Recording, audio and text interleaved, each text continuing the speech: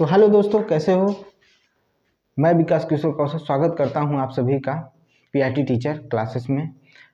देखिए, हम लोगों ने इससे पहले वनस्पति जगत में पुष्पोविद, अपुष्पोविद, ठीक है, उसके बाद उसमें भी ग्रुप थैलोफाइटा, ब्रायोफाइटा, टेरिडोफाइटा पढ़ा, फिर लाइकेन भी उसी में पढ़ लिए, फिर नग्न बीजी, फिर आवृत बीजी भी पढ़े हम लोगों ने, ठीक है। उसके बाद हम लोगों ने क्या पढ़ा उसमें, तो हम लोगों ने जड़ को पढ़ा, फिर तना को पढ़ा, ठीक है। आज हम लोग पत्ती के बारे में पढ़ेंगे। लीफ का क्या कार्य होता है, लीफ में वो कौन सी कोशिकाएं होती हैं जो हरित लवक का निर्माण करती हैं, ठीक है, क्लोरोफिल जिसको कहा जाता है। फिर वो कौन सा कोशिका, पत्ती की वो कौन सी कोशिका होती है जो गैसों का विनिमय करती है, वो कौन सी कोशिका होती है जो जल का उत्सर्जन करती है, ठीक है, वाष्प उत्सर्जन जो इससे होता है, ठीक है।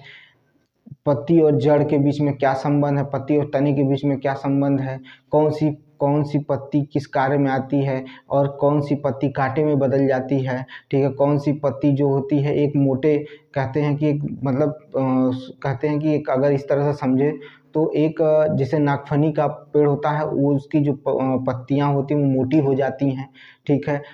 पत्तियों के बीच में कांटे आ जाते हैं जिससे वाष्प का मतलब जल का अवशोषण नहीं होता, अरे सॉरी, जल का उत्सर्जन ज़्यादा नहीं होता है। ये सारी चीज़ें पत्ती में पढ़ेंगे, पत्ती के बारे में पढ़ेंगे, सारा डिटेल से पढ़ेंगे। तो चलिए आज के हेडिंग में डालते हैं पत्ती, ठीक है, पत्ती, यही हमें आज पढ़ना है, ठीक है, यही हमें आज पढ़ना है, ये हमें आज पढ़ना है। देखिए, मैं जब भी कोई क्लास शुरू करता हूँ तो कुछ न कुछ आप लोगों को बताते हुए चलता हूँ, कुछ न कुछ आप लोगों के पास आपके लिए कुछ न कुछ लेके आता हूँ, रखे रहता हूँ, ताकि आप भी उस चीज़ को जुड़ें और उस चीज़ को समझें, ठीक है। उसी क्रम में अगर मैं बात करूँ, क्योंकि देखिए हर इंसान को मार्गदर्शक की ज़रूरत पड़ती ही है। अगर मार्गदर्शक न किया जाए तो चीज़ें बिगड़ जाती हैं, या कहा जा सकता है कि आप वो चीज़ फील नहीं कर पाते हैं। तो उस चीज़ के क्रम में मैं बात करना चाहता हूँ। तो मैं एक मतलब कल मैं एक अध्यापक से मिला जो इस समय जूनियर में पढ़ा रहे हैं। उन्होंने बताया कि विकास, जब हम लोग मतलब पढ़ाई कर रहे थे, जब मतलब बहुत ही गरीबी में जिए, बहुत ही बुरी स्थिति थी। बुरी स्थिति इसलिए थी कि मेरे पिताजी मतलब वो जो शादी में बाजा बजाते हैं वो बजाते थे, मैं भी उनके साथ बजाने जाता था। ये हालत थी मेरी और मैं पढ़ाई भी कर रहा था। ये देखिए कंडीशन, देखिए कहाँ पर इंसान खड़ा है और कहाँ से कहाँ पहुँच रहा है। लेकिन उन्होंने कहा कि मेरा पढ़ने का शौक़ था, मतलब पढ़ने का जज्बा कम नहीं था, ठीक है। मैं बाजा भी बजाता था और उस समय बीएचयू से बीएससी किया, फिर उसके बाद वहीं से अपना बीएड भी किया, ठीक है, बीएचयू से ही, ठीक है। तो उन्होंने कहा कि खाली टाइम में ये सब भी करता था, यहाँ तक कि जहाँ पर मतलब घर मकान बनता था तो लेबर का भी काम कर लिया, ठीक है, बाजा बजा लिया, उससे पैसा कमा लिया, या कहीं कोई काम मिल जाता था वो भी कर लेता था और पढ़ाई भी करता था। और आज इस समय वह भाई साहब इस समय जूनियर के अध्यापक हैं। उनकी जो शादी हुई है एक रिटायर एलआईसी के मैनेजर हैं, उनकी बिटिया से हुआ है, और वो भी पढ़ी लिखी काफ़ी हैं, ठीक है, वो इस समय नर्स हैं। तो देखिए व्यक्ति कहाँ से उठकर कहाँ चला गया है। तो निरंतर प्रयास करने से ही सब कुछ हो सकता है। अगर आप सोचते हैं कि नहीं बिना प्रयास के कुछ मिलेगा तो बेकार, वो मुश्किल नहीं है। अगर कोई सफलता आसानी से मिल जाती है तो वो एक तरह से घमंड का काम करता है, और दूसरी चीज़ उसमें अज्ञानता होती है। लेकिन कोई सफलता जब संघर्ष से मिलती है ना, उसकी खुशी अलौकिक होती है, वो काफ़ी दिनों तक चलती है और उसका आनंद मिलता है, ठीक है। तो जो लोग असफल हो रहे हैं वो निराश ना हो, वो सफल की तरफ चल रहे हैं, वो सफलता उनको मिलेगी। थोड़ा सा बस क्या है, थोड़ा सा इंतज़ार करिए और अपने आप को धैर्य रख के बात करिए। कोई आपको ताने मार रहा है, कोई कुछ कह रहा है, कह लेने दीजिए उसको, जितना कुछ कहना है कह लेने दीजिए।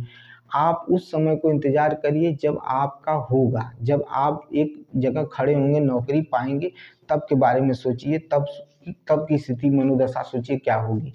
तो थोड़ा सा अपने अंदर सहने की क्षमता रखिए, थोड़ा सा बर्दाश्त करने की क्षमता रखिए, थोड़ा इंतज़ार करिए और अपने पूरे एफर्ट को लगा दीजिए। मत खाइए, खाना खाने की ज़रूरत नहीं है, ठीक है। जो 4 टाइम खाते थे, 3 टाइम खाते थे, मत खाइए, ठीक है। 1 टाइम ही खाइए और 1 टाइम बिना खाए भी ना रहिए। क्योंकि आपको रात में जग के पढ़ना है, और रात में जो खा के सोएगा वो पढ़ नहीं पाएगा। रात में अगर जगना है तो खाना बंद कर दीजिए। आप दुबले पतले हो जाएंगे, मुझे ये भी पता है, लेकिन आपके दुबले पतले होने से कोई दिक्कत नहीं है, आज नहीं कल वो ठीक हो जाएगा। कोई बीमारी तो है नहीं कि आपको उसकी वजह से स्थिति खराब हो सकती है। बीमारी है तो भाई अलग बात है, बीमारी नहीं है तो आप कर सकते हैं, ठीक है। आप अपना ज़्यादा से ज़्यादा एफर्ट लगा दीजिए, क्या करने के लिए, ठीक है, पढ़ने में लगा दीजिए, बनने में लगा दीजिए, क्योंकि वही सबसे इम्पॉर्टेंट है, ठीक है। देखिए, शीशे के टूटने के बाद अगर वो चूर चूर हो जाता है, ठीक है, या अगर बिखर जाता है तो बेहतर है, ठीक है, बेहतर है। क्योंकि जब उसमें दरार आ जाती है ना, जो दरार होती है वो दरार न जीने देती है न मरने देती है, ठीक है, न जीने देती है न ही मरने देती है, ठीक है। मतलब कहने का मतलब, रिश्ते में जब दरार आ जाता है ना, ठीक है, या तो वो टूट जाए, खत्म हो जाए कहानी, लेकिन अगर उसमें दरार आ गया, थोड़ी भी संकोच उसमें बची हुई है, उधर से भी इधर से भी चल रहा है, तो वो जीने भी नहीं देगी न मरने देगी, ठीक है। तो कोई भी चीज़ ऐसी है जो आपको रोकने की कोशिश कर रही है ना, उसको हटा दीजिए, एकदम दूर हटाइए अपनी नज़रों से, ठीक है। इज्जत किसी इंसान की नहीं होती है, ठीक है, इज्जत किसी भी इंसान की नहीं होती है, ठीक है। बस ज़रूरत पड़ने पर लोग आपकी इज्जत करेंगे, जिस दिन उनका ज़रूरत पूरा हो जाएगा वो आपको अपने जीवन से निकाल कर बाहर फेंक देंगे, ठीक है। ये हुआ है, बहुत लोगों के साथ हुआ है, और बहुत लोगों ने इस चीज़ को एक्सेप्ट किया है। तो आप भी इस चीज़ को जानते रहिए कि इज्जत तब तक आपकी किसी के नज़र में जब तक आपसे उनको ज़रूरत है, ठीक है। तो कुछ ऐसे रिश्ते बना लीजिए, कुछ ऐसे लोगों को अपने पास रखिए, उन्हीं लोगों पर विश्वास रखिए, उन्हीं लोगों को जोड़िए जो आपको उस ज़रूरत के परे चल के प्यार करें, उस ज़रूरत के परे जाकर आपका सम्मान करें, उनके साथ जुड़े रहिए, ठीक है। क्योंकि और ये चीज़ पहचान कब आती है, बहुत आसान है, ठीक है, बहुत ही आसान है, ठीक है। अपने आप को एक एक महीने बस ये दिखा दीजिए कि आप बहुत बुरी स्थिति से गुजर रहे हैं, बहाना ही सही, झूठ ही सही दिखा दीजिए कि आप बहुत बुरी स्थिति से गुजर रहे हैं, लोगों की औकात आपके सामने आ जाएगी। आप पहचान लेंगे कि इसी में कौन अपना है, इसी में कौन पराया है, ठीक है। तो जो आपसी रिलेशन होता है ना, वो दिख जाता है कि किसके पास क्या है, किसके पास क्या नहीं है। याद रखिएगा, कोई भी व्यक्ति, आप होता है ना, जो सीधे लोग होते हैं वो कभी मना नहीं कर पाते हैं, और वो थोड़ा सा भगवान से भी डरते हैं और अपने मन से भी डरते हैं कि अगर मैं किसी का साथ छोड़ रहा हूँ या किसी से मतलब किसी के साथ धोखा कर रहा हूँ तो ऊपर वाला देख रहा है, मेरा मन गवाही नहीं दे रहा कि ये करूँ, ठीक है। तो मत करिए, धोखा खा जाइए, धोखा खा लीजिए, कष्ट झेल लीजिए, लेकिन किसी को धोखा मत दीजिए, ठीक है। और जब धोखा मिल गया है ना, तो शांत रहिए, अपने आप को धैर्य रखिए, ऊपर वाला आपका वो सारा हिसाब ऊपर वाला करेगा, ठीक है। वो देख रहा है, वो सारी चीज़ों को समझ रहा है, ठीक है। उसके पास जो आईना है ना, उस आईने में दाग नहीं है, उस आईने में सबका चित्र चरित्र दोनों दिख रहा है, ठीक है। उस आईने में चित्र और चरित्र दोनों दिख रहा है, ठीक है। वहाँ से बच के कोई नहीं जाने वाला बाबू, वहाँ पर सबकी सबकी मतलब सबकी सुनवाई होगी। और जब कर्म की मार पड़ती है ना, तो अच्छे अच्छे लोगों को छट्टी का दूध याद आ जाता है। साफ शब्दों में सुन लीजिए, जब कर्म की मार पड़ती है ना, तो अच्छे अच्छे लोगों को छट्टी का दूध याद आ जाता है। तो वही कह रहा हूँ कि जो आपसे तंग आ जाए उसे छोड़ दो, जाने दो, ज़रूरत नहीं है उसकी, ठीक है। और जो आप उससे बात करने के बाद भी, ठीक है, बात करने के बाद भी, या उस जिसका मन ही न भरे आपसे बात किए बिना, या बात करके भी उसको लगे कि नहीं और बात करना चाहिए और साथ रहना चाहिए, उसको अपने पास रखिए, उससे जाने मत दीजिएगा। सूरत सीरत डजन मैटर करता है, चरित्र मैटर करता है, चरित्र आपका कैसा है, ठीक है। और याद रखिएगा, बड़े बड़े सुरमा लोग बदल गए, आप हमारी और आपकी क्या औकात है। तो थोड़ा सा धैर्य बनाइए, अपने आप को अपने जीवन को बनाने की कोशिश करिए, किसी के साथ धोखा मत करिएगा भाई। किसी की चोरी कर लीजिएगा, 4 पैसा चुरा लीजिएगा, कुछ ज़मीन हड़प लीजिएगा, जो करना कर लीजिएगा, लेकिन किसी को धोखा मत दीजिएगा, किसी को अंधेरे में मत रखिएगा। क्योंकि वो इंसान जिसको आप धोखा दे रहे हैं ना, वो आप पर निर्भर है, वो आपके बारे में सोचकर अगला अपना कोई गलत कदम नहीं उठा रहा, या अगला कोई आगे बढ़ने का कदम नहीं उठा रहा, क्योंकि उसको आपके साथ चलना चाहता है वो। लेकिन लोग करते क्या हैं, जिसको आप सोचेंगे कि ये मेरे बगैर नहीं रह सकता है, वही आपको अकेला छोड़कर चला जाएगा एक दिन, याद रखिएगा। तो थोड़ी सी अपने मिजाज में सख्ती रखिए, थोड़ी सी अपने मिजाज को बनाए रखिए और हमेशा सबके लिए अवेलेबल मत रहा करिए, कुत्ते बन जाएंगे। ठीक है, साफ शब्दों में समझिए, हमेशा सबके लिए अवेलेबल मत रहा करिए, नहीं कुत्ते बन जाएंगे, उससे ज़्यादा आपकी इज्जत होगी नहीं। ठीक है, अगर आप कुछ करना है तो अकेले रहिए। मैं बार बार कहता हूँ, मैं तो अपने पे खुद कहता हूँ, मैं अकेला ही काफ़ी हूँ। ठीक है, मैं अकेला ही काफ़ी हूँ, कोई मिले चाहे ना मिले, मैं अपना जीवन जी लूँगा। मुझे किसी चीज़ की ज़रूरत नहीं है, मुझे किसी चीज़ का डर नहीं है। ठीक है, और अभी भी देखिए आपके सामने खड़ा हूँ, कर रहा हूँ, करूँगा, यही मेरा जीवन है, यही मेरा लक्ष्य है। तो इसी के साथ शुरू करते हैं। और बातें करनी ज़रूरी है क्योंकि आपका हौसला भी बढ़ा रहना चाहिए, आप हौसले के साथ बढ़िए। कोई कहता है कि मोटिवेशन नहीं होना चाहिए, मोटिवेशन होना चाहिए भाई। अच्छी बात सुनने में क्या बुराई है? अच्छी बात सुनने में क्या बुराई है? अच्छी चीज़ें सुनने में कोई बुराई नहीं है, अच्छी चीज़ें सुननी चाहिए। उससे आपके जीवन में सकारात्मकता आती है, सोच बढ़ता है आपका, आप अच्छे तरफ डाइवर्ट होते हैं। ठीक है, रील देखकर और अच्छे मोटिवेशन देखकर बहुत अंतर आता है। मोटिवेशन जब भी देखेंगे, कहते हैं ना कि माइंड को जो दिखेगा या जो समझ में आएगा वही वो सोचता है, वही वो करता है। आप गंदी चीज़ें देखिए, आपका दिमाग गंदी की तरफ जाएगा, लेकिन अगर आप अच्छी चीज़ें देख रहे हैं तो अच्छी तरफ जाएगा। बहुत से ऐसे हैं, विकास दिव्या कीर्ति सर मतलब आइडियल है मेरे लिए, और खान सर, ये लोग आइडियल हैं। ठीक है, ओझा सर, वो अपनी पर्सनल लाइफ उनका हमसे नहीं मतलब, लेकिन ये लोग जो चीज़ें बताते हैं ना वो बहुत प्रभावित करती है।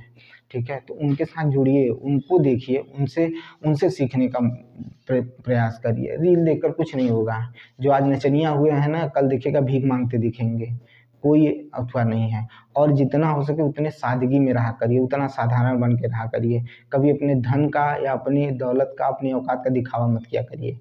ठीक है, भगवान ने आपको दिया, उसको संभाल के रखिए। चलिए चलते हैं पत्ती की तरफ। यह जो पौधा है, ये पौधे का मुख्य भाग होता है, बहुत ही मुख्य भाग होता है पौधे का। मुख्य भाग तो भाई मुख्य भाग क्यों नहीं होगा? क्योंकि यहाँ से भोजन बनता है, यहीं से तो भोजन का निर्माण होता है। ठीक है, यहीं से भोजन का निर्माण होता है, यहीं से गैसों का क्या होता है, विनिमय होता है। तो ये पौधा का मुख्य भाग है, यह भोजन बनाने में महत्वपूर्ण योगदान देता है। ठीक है, तो मैं क्या कर रहा हूँ, यह पौधे का महत्वपूर्ण भाग है, यह पौधे का महत्वपूर्ण भाग है, है जो पौधे के लिए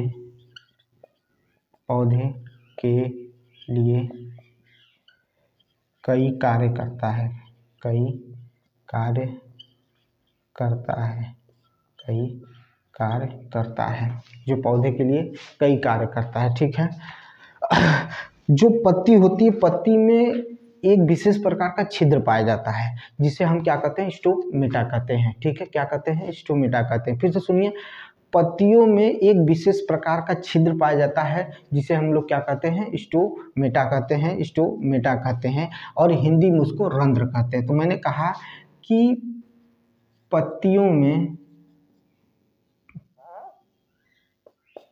में एक विशेष प्रकार का छिद्र पाया जाता है जिसे स्टोमाटा या रंध्र कहते हैं। इसी के द्वारा O2 तथा CO2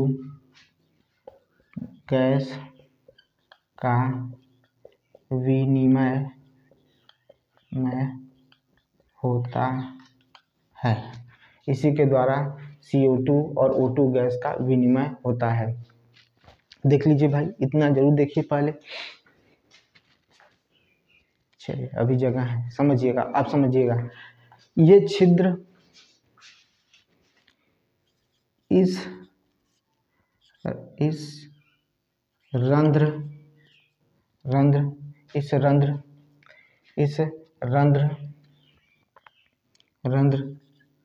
के खुलने खुलने तथा बंद बंद तथा खुलने तथा बंद होने का मुख्य कारण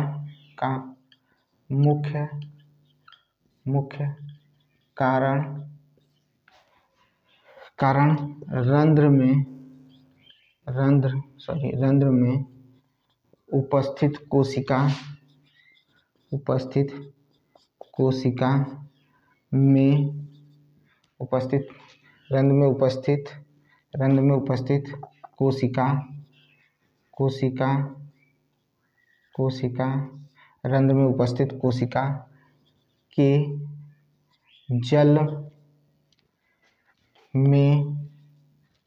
के जल में पाए जाने वाले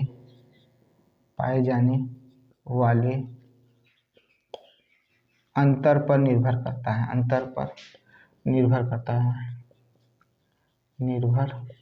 करता है।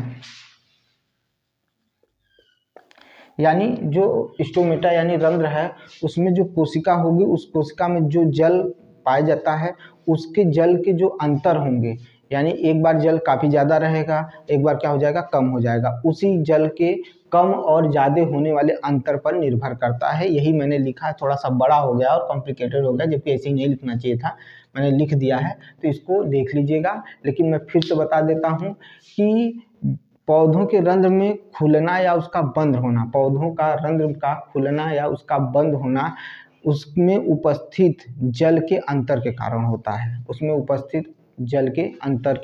होता है, याद रखिएगा। ठीक है, हो गया, इसका स्क्रीनशॉट ले लीजिए। चलते हैं आगे।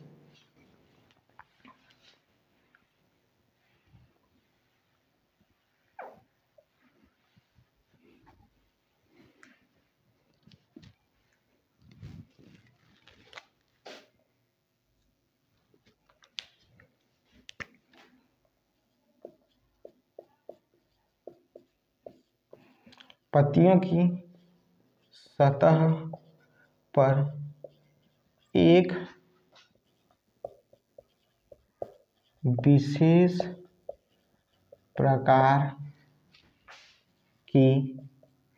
प्रकार की कोशिका पाई जाती है,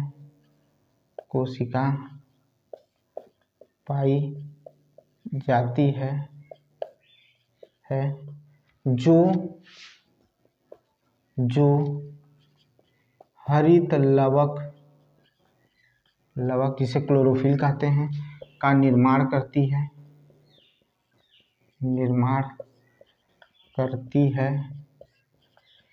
जिससे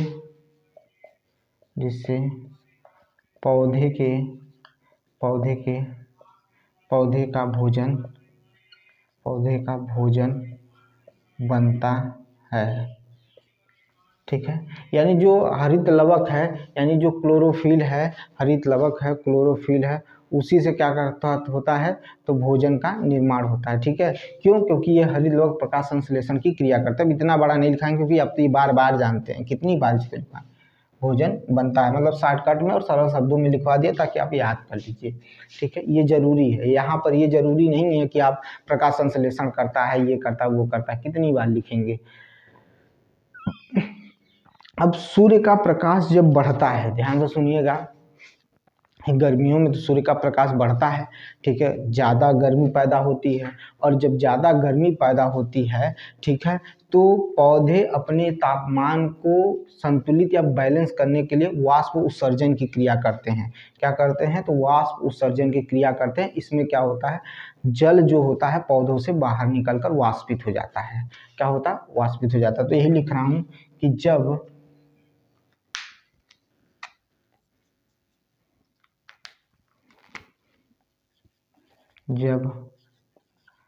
सूर्य के प्रकाश के बढ़ने के कारण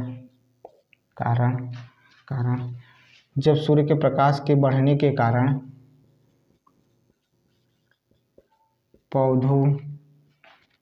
पौधों को अपने अपने तापमान में संतुलन लाना होता है तो इन्हीं पत्तियों के माध्यम से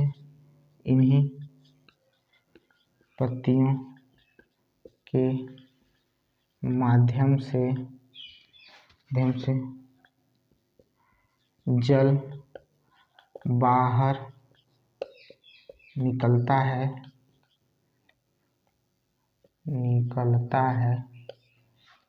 है। इसी प्रक्रिया को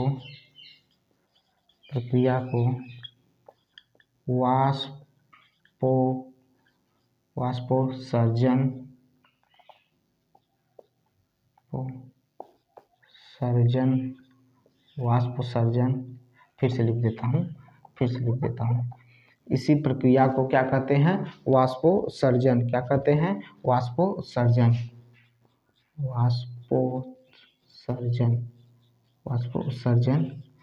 कहते हैं। इसी को ट्रांसपायरेशन भी कहते हैं। ठीक है।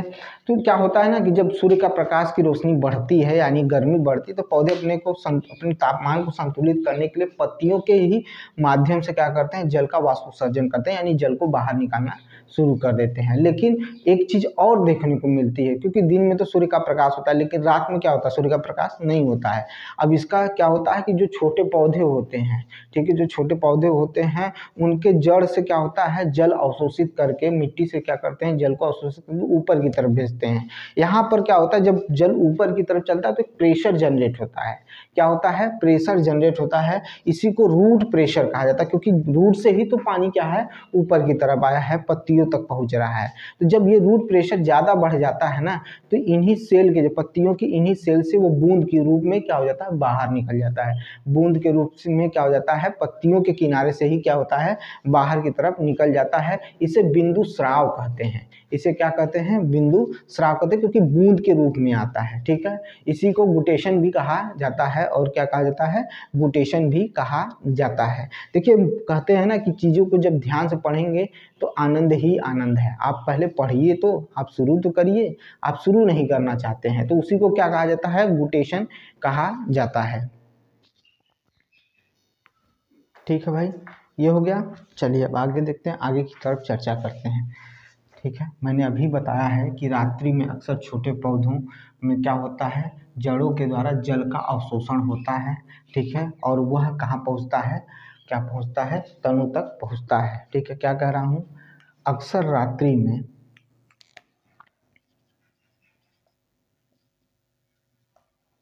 ऐसे लिखिए, रात्रि में छोटे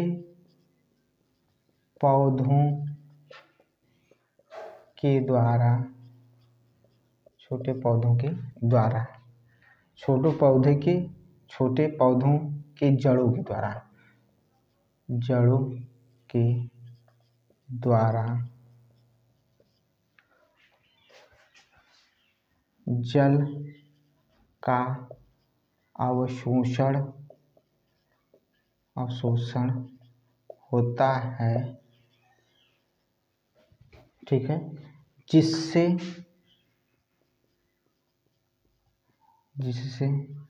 जल ऊपर की ओर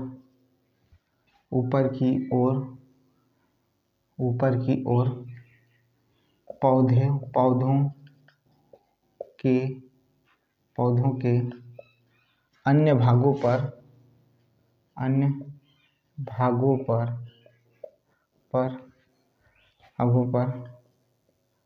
प्रेशर बनाते हैं।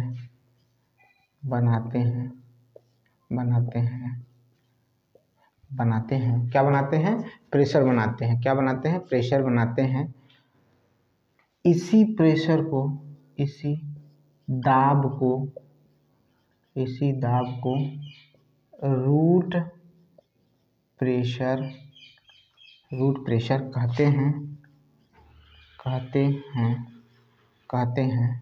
कहते हैं।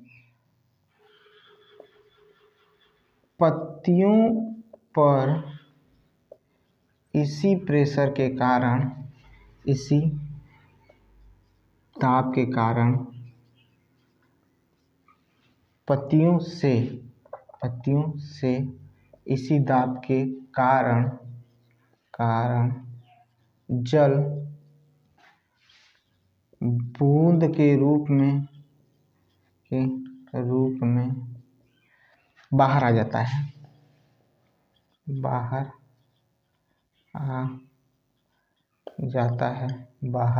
आ जाता है। इसी को बूंद स्राव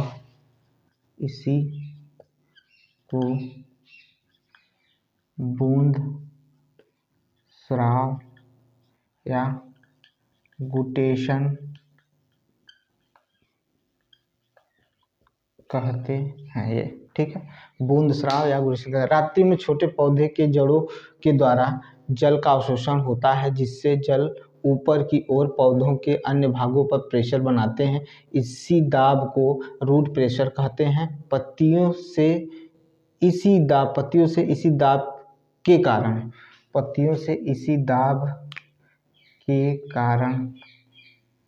कारण जल बूंद के रूप में पत्ती से बाहर आ जाता है। इसी को बूंद स्राव या गुटेशन कहते हैं। क्या कहते हैं? बूंद स्राव या गुटेशन कहते हैं। क्या कहते हैं? गुटेशन कहते हैं। ठीक है, क्लियर है भाई? गुटेशन कहते हैं। चला जाए आगे की तरफ बढ़ा जाए। ठीक है, गुटेशन कहते हैं। अब कुछ पत्तियां जो होती हैं वो कांटों में रूपांतरित हो जाती हैं। कैसी हो जाती हैं? कांटों में रूपांतरित हो जाती हैं। ठीक है, जब वो पत्तियां कांटों में, तने भी कुछ ऐसे होते हैं जो कांटों में रूपांतरित हो जाते हैं, लेकिन पत्तियां भी क्या होती हैं? कांटों में रूपांतरित हो जाती हैं। और जब वो कांटों में रूपांतरित होती है ना, तो कांटों में रूपांतरित होने की वजह से उनके वाष्प उत्सर्जन का जो क्षेत्र है वो कम हो जाता है। ठीक है, क्षेत्र जो होता है कम हो जाता है, तो वहाँ से वाष्प उत्सर्जन यानी वाटर लॉस कम हो जाता है। वाटर लॉस में क्या आ जाती है? कमी आ जाती है। और जब वाटर लॉस में कमी आ जाती है तो वो क्या कर सकते हैं? पौधे सर्वाइव कर जाते हैं। और ऐसा मैक्सिमम आपको कहाँ देखने को मिलेगा? तो जो आपका मरुस्थली पौधे होते हैं उनमें देखने को ये चीज़ मिलती है। कहाँ देखने को मिलती है? मरुस्थली पौधों में देखने को ये चीज़ मिलती है। ठीक है, जैसे आपका नागफनी हो गया, उसमें देखने को मिलेगा, यानी कम वाटर लॉस उसमें देखने को आपको मिलेगा। ठीक है, कम वाटर लॉस आपको देखने को मिलेगा। ठीक है, इससे ज़्यादा नहीं। फिर से सुन लीजिए, कुछ पौधे की पत्तियां ऐसी होती हैं जो कांटों में परिवर्तित हो जाती हैं, और ऐसा होने पर उसके पृष्ठ क्षेत्र का क्या हो जाता है? पृष्ठ क्षेत्र में कमी आ जाती है। और जब पृष्ठ क्षेत्र में कमी आ जाती है ना, तो वाष्प उत्सर्जन होना थोड़ा कम हो जाता है। और वाष्प उत्सर्जन जब कम हो जाएगा तो जल का निकलना कम हो जाएगा, वाटर लॉस रुक जाएगा। तो ये क्या करेंगी? ये पत्तियां क्या होती, मतलब ये प्लांट जो होता है ऐसे जगहों पर सर्वाइव कर जाता है जहाँ पर क्या होता है? पानी की कमी होती है, जैसे मरुस्थलीय स्थान होता है वहाँ पर नहीं होता। तो वो उसमें एग्जाम्पल जो हो जाएगा नागफनी हो जाएगा। क्या हो जाएगा? नागफनी हो जाएगा। कुछ पत्तियां जो होती हैं वो किसके रूप में आ जाती हैं? टेंड्रिल के रूप में आ जाती हैं। किसके रूप में आ जाती हैं? टेंड्रिल के रूप में आ जाती है, जिसे प्रतान कहा जाता है। क्या कहा जाता है? प्रतान कहा जाता है। टेंड्रिल के रूप में हो जाती हैं। और ये क्या करती हैं कि ये जो टेंड्रिल का जो पत्तियां जो टेंड्रिल में बदली हैं, ये किसी पेड़ पर, किसी दीवार पर या किसी भी ऊंची स्थानों पर क्या होता है? लपेटकर ऊपर की तरफ चढ़ने का प्रयास करता है। ठीक है, तो ये जो पत्तियों का टेंड्रिल में बदलना हुआ है ना, पत्तियों का टेंड्रिल में बदलना हुआ है, ये कोशिका विभाजन के कारण हुआ है। किसके कारण हुआ है? कोशिका विभाजन के कारण ये पत्तियां किस में बदल गई? टेंड्रिल में बदल गई। कुछ पत्तियां किस में रूपांतरित हो जाती हैं? टेंड्रिल में रूपांतरित हो जाती हैं। और वही टेंड्रिल क्या करता है? एक सहारे को पकड़कर क्या करता है? ऊपर की तरफ चढ़ता है। क्या करता है? ऊपर की तरफ चढ़ता है। देखिए, इसमें कुछ खास है नहीं जो आपको लिखवाया जाए। ठीक है, जो आपको लिखवाया जाए, इसमें इतना कोई खास नहीं है, लेकिन जब खास होगा तो हम खुद ही बताएंगे। अभी आपके लिए खास आने वाला है। ठीक है, ये क्लियर हुआ कि नहीं हुआ? ठीक है, ये क्लियर हुआ कि नहीं हुआ। और प्रतान जो होता है यानी ट्रेंडिल जो होता है वो वृद्धि कोशिका विभाजन के कारण होता है। किसके वजह से होता है? तो वृद्धि कोशिका के विभाजन की वजह से होता है, याद रखिएगा। अब हम आपको एक इम्पॉर्टेंट चीज बताने चल रहे हैं, वो याद रखिएगा और वो लिखवाऊंगा भी मैं। कुछ पौधों की पत्तियां जो होती हैं वह एक खोखले घड़े का आकार ले लेती हैं। कैसा आकार ले लेती हैं? खोखले घड़े का आकार ले लेती हैं। पत्तियां ही होती हैं लेकिन वो खोखले घड़े का आकार ले लेती हैं और उसमें कुछ रस की तरह का क्या होता है, लसलसा पदार्थ जो होता है वो स्राव करती हैं। ये महकती भी हैं, ठीक है, वो स्राव की वजह से उसमें महक आती है। और जब महक आती है तो कीट जो होते हैं उनकी तरफ आकर्षित होते हैं। कीट उनकी तरफ आकर्षित होते हैं तो जैसे ही कीट उसके अंदर जाते हैं, ठीक है, वो पत्ती क्या होती है, ऊपर ढक्कन की तरफ होता है, वो बंद कर लेती हैं और उसमें कीट की मृत्यु हो जाती है और कीट सड़ना शुरू होता है, ठीक है। और जब सड़ना शुरू होता है तो सड़कर नाइट्रोजन गैस देता है। नाइट्रोजन गैस देता है तो पत्तियां जो होती हैं या पौधे को जो नाइट्रोजन गैस की कमी है वो पूरी हो जाती है। तो इसका मतलब ये हुआ कि ये जो पौधे हैं उन जगहों पर पाए जाते हैं जहां नाइट्रोजन की कमी होती है। वो जब मृदा से खनिज अथवा नाइट्रोजन नहीं पाते हैं तो वो इस तरह से क्या करते हैं, नाइट्रोजन को पा लेते हैं या प्राप्त कर लेते हैं। वो क्या करते हैं, नाइट्रोजन को पा लेते हैं या आप क्या कर लेते हैं, प्राप्त कर लेते हैं। ठीक है, क्लियर है, नाइट्रोजन को पा लेते हैं या प्राप्त कर लेते हैं। ठीक है, समझ में आई बात। तो ऐसे जो होते हैं कुछ ऐसे प्लांट जो होते हैं उन्हें पिक्चर प्लांट भी कहा जाता है। ठीक है, क्या कहा जाता है, पिक्चर प्लांट भी कहा जाता है। और यूट्रिकुलेरा भी इसी में आता है, डोसेरा भी इसी में आता है, ठीक है, और नेप्थीज भी इसी में आता है। ये ऐसे प्लांट हैं जिनकी पत्तियां घड़े के आकार की होती हैं। इनमें से दो पौधे ऐसे होते हैं जो जल में पाए जाते हैं, बाकी जो जितने बच गए वो किस में पाए जाते हैं, जमीन पर पाए जाते हैं। जल में पाए जाने वाला एक क्या है, यूट्रिकुलेरा है, और एक क्या है, ड्रोसेरा है। यूट्रिकुलेरा और ड्रोसेरा जो है ये जलीय पौधे हैं, जहां पर उनको नाइट्रोजन नहीं मिल पाता है तो वो क्या करते हैं, कीड़ों को अपनी तरफ आकर्षित कर कर अपने अंदर यानी पत्तियों के द्वारा बने ढक्कन में अंदर कर लेते हैं। जब तक वो कीड़े सड़ जाते हैं तो नाइट्रोजन देते हैं, उससे उनका पूरा था। बाकी जो बच गए वो किस पर, जमीन पर यानी मरुस्थल में पैदा होते हैं। यही है पत्तियों का एक और फायदा। तो मैंने क्या कहा,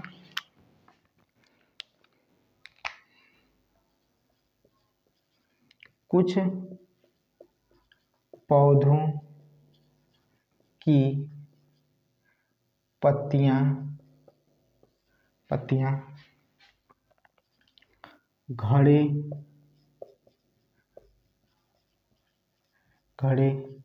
का आकार ले लेती हैं जब कीट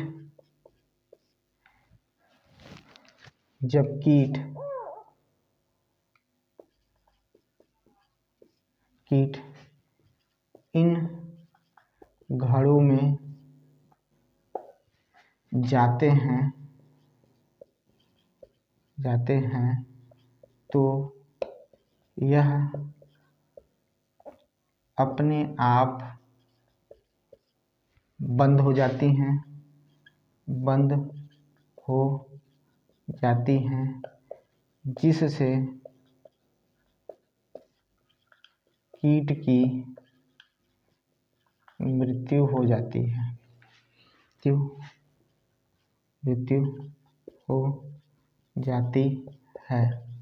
कीट की मृत्यु हो जाती है। यही कीट सड़कर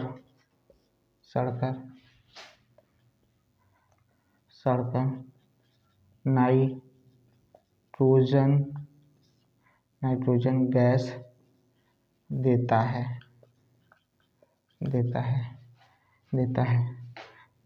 जिससे यह पौधे नाइट्रोजन गैस, ऐसे लिखे, नाइट्रोजन गैस की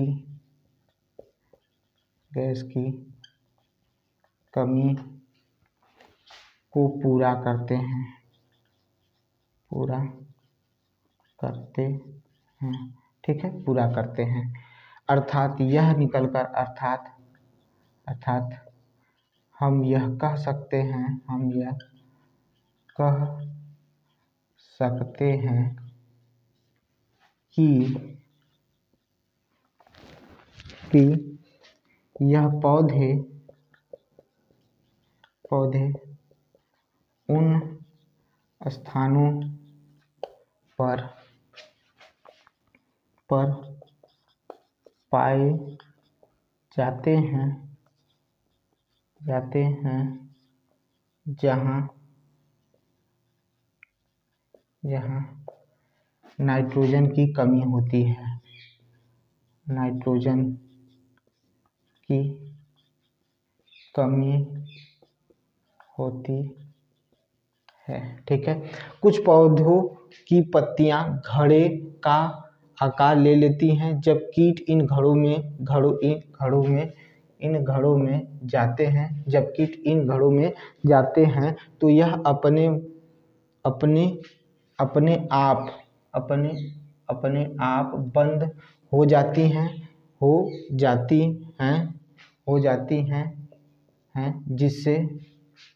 जिससे कीट की मृत्यु हो जाती है, ठीक है। यह कीट सड़कर नाइट्रोजन गैस देता है, जिससे यह पौधे नाइट्रोजन गैस की कमी को पूरा करते हैं। अर्थात हम यह कह सकते हैं कि यह पौधे उन स्थानों पर पाए जाते हैं जहां नाइट्रोजन की कमी होती है, जहां नाइट्रोजन की क्या होती है, कमी होती है, ठीक है, नाइट्रोजन की कमी होती है। देख लीजिए भाई इसको, ठीक है।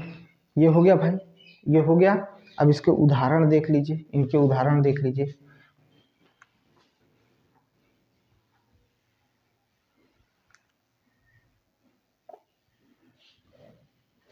उदाहरण बता रहा हूँ भाई, उदाहरण क्या है, घटपर्णी पौधा जिसे पिक्चर प्लांट, ठीक है। फिर यूट्रिकुलेरा होता है, यूट्रिकुलेरिया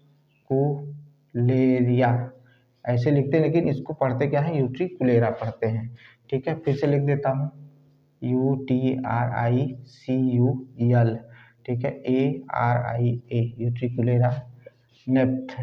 नेप्थीज, ठीक है, नेप्थीज हो गया, यह अच्छा है भाई, नेप्थीज हो गया। सिंगुएला हो गया, ठीक है,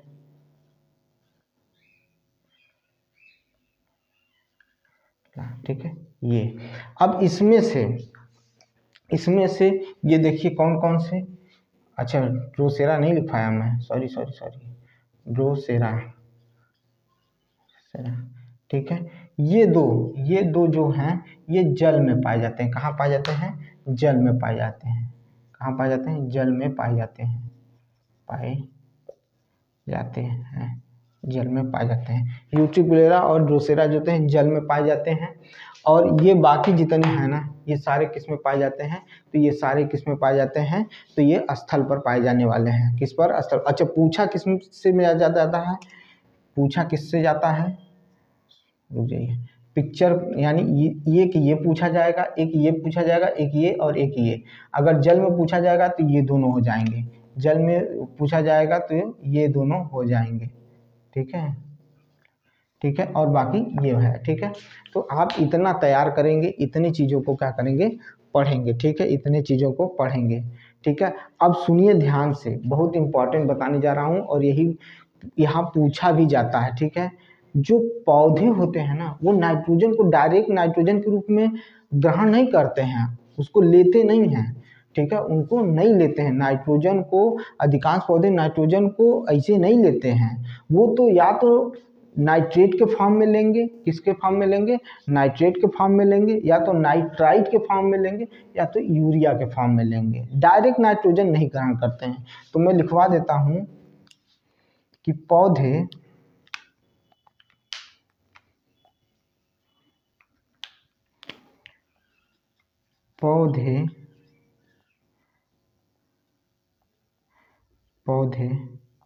नाइट्रोजन नाइट्रोजन को ग्रहण नहीं करते हैं, बल्कि वह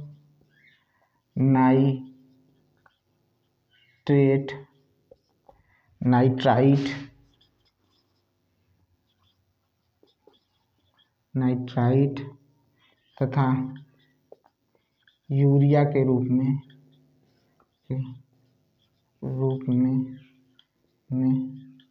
लेते हैं। ये याद कर लीजिएगा, नाइट्राइट और यूरिया के रूप में क्या करते हैं, इसको ग्रहण करते हैं, यूरिया के रूप में ग्रहण करते हैं। कौन करता है, तो पौधा करता है। क्लियर है भाई, पौधा करता है। क्लियर रखिएगा, ये सारी चीज़ें एकदम क्लियर रखिएगा, कहीं से भी कंफ्यूजन ना हो। ये हो गया पत्ती खत्म, पत्ती यहाँ पर खत्म हुआ। जितना इंपॉर्टेंट था पत्ती के बारे में मैंने बता दिया। अब हम चल रहे हैं फूल की तरफ। किधर चलेंगे, फूल की तरफ। ठीक है, वो अप्रैल फूल नहीं, फूल, फ्लावर। ठीक है, हम लोग किधर चलेंगे, फूल की तरफ। पौधे का एक और भाग जो बहुत ही महत्वपूर्ण भाग है, फूल, उसको पढ़ेंगे। फूल यानी फ्लावर।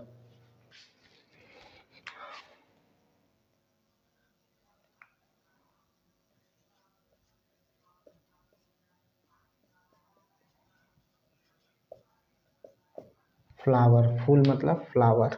ठीक है, ये तो सब जानते होंगे, फूल मतलब फ्लावर। क्या बोल रहा हूँ यार, सब हद है।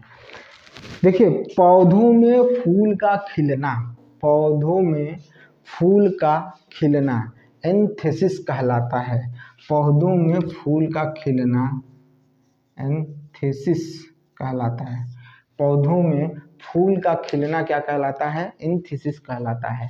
पौधों में फूल का खिलना एंथेसिस कहलाता है।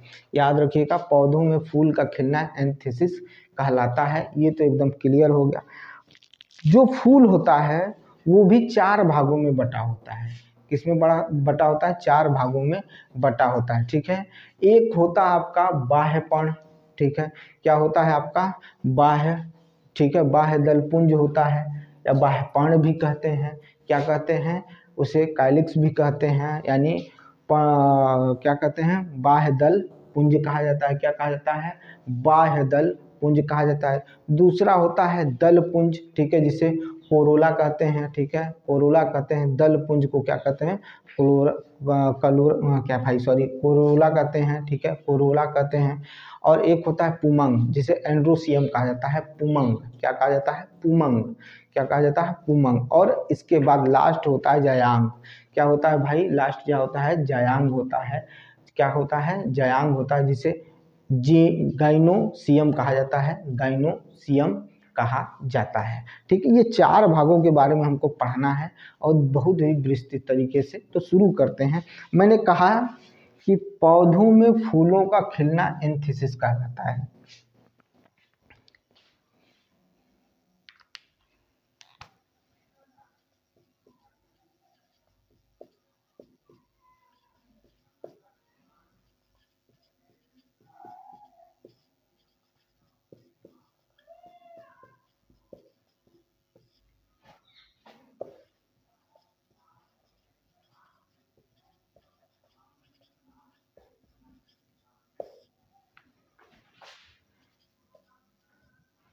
एंथेसिस कहा था। पौधों में फूलों का खिलना क्या कहलाता है, एंथेसिस कहलाता है। ठीक है, फूलों को 4 भागों में विभाजित किया गया है। फूलों को मुख्य 4 भागों में विभाजित किया गया है। विभाजित किया गया है। क्या किया गया है, विभाजित किया गया है। पहला क्या बताया था मैंने, पहला क्या बताया था, बताओ भाई। ठीक है, क्या बताया था, पहला क्या बताया था, तो पहला बताया था बाह्य दल पुंज बताया था। क्या बताया था, बाह्य दल पुंज कहा था। बाह्य दल पुंज। ठीक है, कैलिक्स। बाह्यदल पुंज, पहला क्या था? बाह्यदल पुंज। दूसरा क्या बताया था? दल पुंज बताया था। क्या बताया था? दल पुंज बताया था। क्या बताया था? दल पुंज बताया था।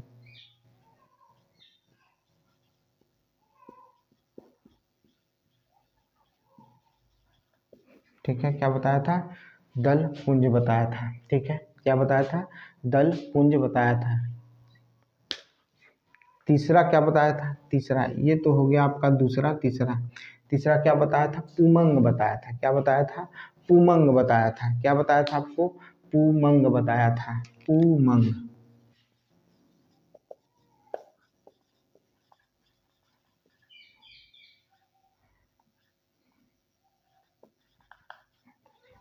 क्या बताया था? पुमंग बताया था। क्या बताया था? पुमंग बताया था। ठीक है, फिर उसके बाद क्या बताया था? जायांग बताया था। जायांग। ठीक है, जायांग।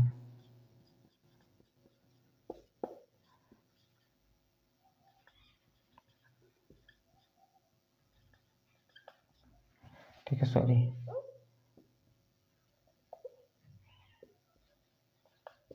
ठीक है, ये हमने आपको बताया था, गाइनोसियम, एंड्रोसियम, कोरोला और काइलिक्स बताया था। ये हमारे पौधे के मुख्य 4 भाग हैं। अब ध्यान से सुनिएगा, हम बारी बारी सबको पढ़ाएंगे, लेकिन उससे पहले कुछ चर्चा हो जाए। ठीक है, हो सकता है कि कल पढ़ाया जाए। देखिए, ये हो गया फूलों को खिलना, एंथीसिस कहलाता है। ये पार्ट और ये पार्ट, ठीक है, दोनों फूल में एसेंशियल नहीं है। ठीक है, एसेंशियल महत्वपूर्ण नहीं है, लेकिन चूंकि ये हरा होता है तो प्रकाश संश्लेषण की क्रिया इसमें होती है। प्रकाश संश्लेषण की क्रिया क्या होती है, और फूल इसी पर आकर बैठा रहता है, यानी फूल की व्यवस्था जो होती है, फूल जिस पर व्यवस्थित होता है, स्थिर होता है, ये वही है। बाह्य दल पुंज की एक इकाई को क्या कहा जाता है? सेपल कहा जाता है। बाह्य दल पुंज की एक इकाई को क्या कहते हैं? सेपल कहते हैं। क्या कहते हैं? सेपल कहते हैं। फिर से सुनिएगा, बाह्य दल पुंज जरूरी तो नहीं है, फूलों में बाह्य दल पुंज की जरूरत तो नहीं है। ठीक है, नॉट एसेंशियल कहा गया है कि जरूरी नहीं है। ठीक है, एसेंशियल नहीं है। ठीक है, लेकिन फिर भी इनसे क्या होता है? ये हरे होने के कारण इनमें प्रकाश संश्लेषण की क्रिया होती है। ये भोजन बनाते हैं। ये क्या करते हैं? भोजन बनाते हैं। और इनके बाह्य दलपुंज का जो इकाई होता है उसे सेपल कहा जाता है। सेपल कहा जाता है, याद रखिएगा। फूलों का जो डंठल होता है, ठीक है, उसे क्या कहा जाता है? तो उसे पेडिकल कहा जाता है। फूलों का जो डंठल होता है उसे पेडिकल कहा जाता है। फूलों का डंठल जो होता है उसे पेडिकल कहा जाता है। ठीक है, फूलों का जो डंठल होता है उसे हम क्या कहते हैं? पेडिकल कहते हैं। क्लियर है? पेडिकल कहते हैं। ये हो गया बाह्य दल पुंज के बारे में, थोड़ा सा बाह्य दल पुंज के बारे में।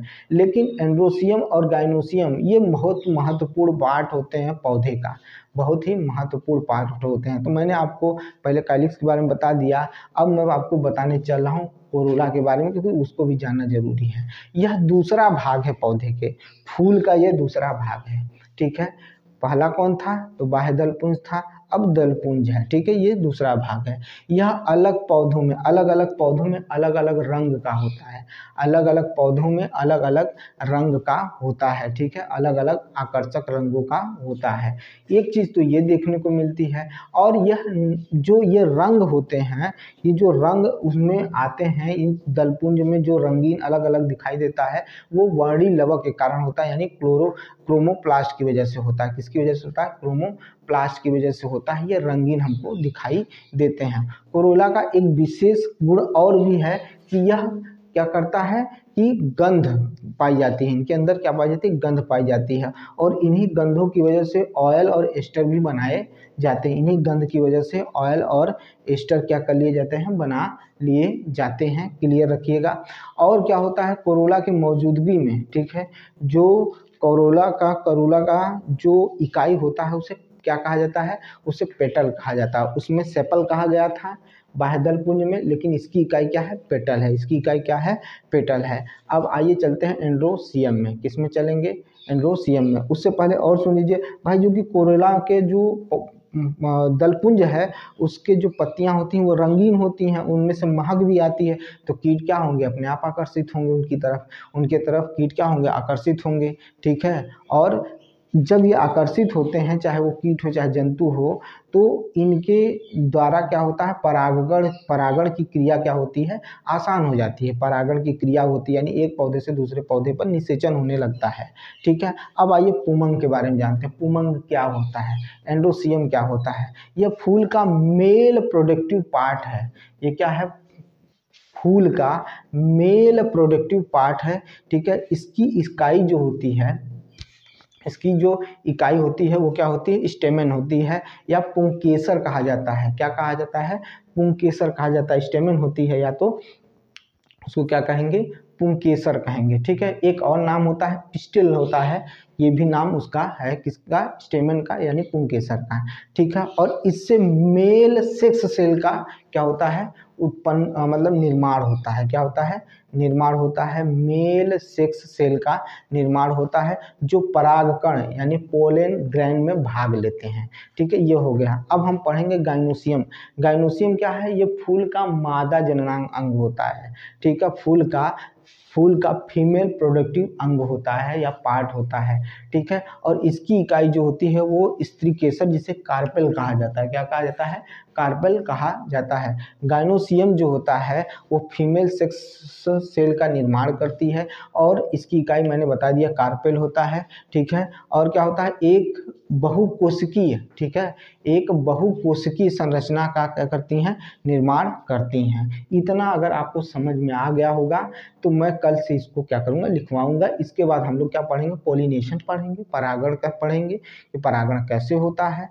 फिर उसके बाद हम लोग कुछ इंपॉर्टेंट नोट्स होंगे उनको भी लिखेंगे। फिर हम किस पे चलेंगे भाई, अभी फल पढ़ लिए तो फूल पढ़ लिए तो फल पढ़ेंगे। फल तब जाकर कहीं क्या होगा, इसका खत्म होगा। तो इतनी चर्चा मैंने आपसे कर ली है। अब कल मिलते हैं इसी में नेक्स्ट वीडियो में। लेकिन यही कहूँगा कि मेरे वीडियो को ज़्यादा से ज़्यादा शेयर करिए, सब्सक्राइब करिए मेरे चैनल को, और लाइक करिएगा और कमेंट जरूर करिएगा। मिलते हैं नेक्स्ट वीडियो में। बहुत बहुत धन्यवाद।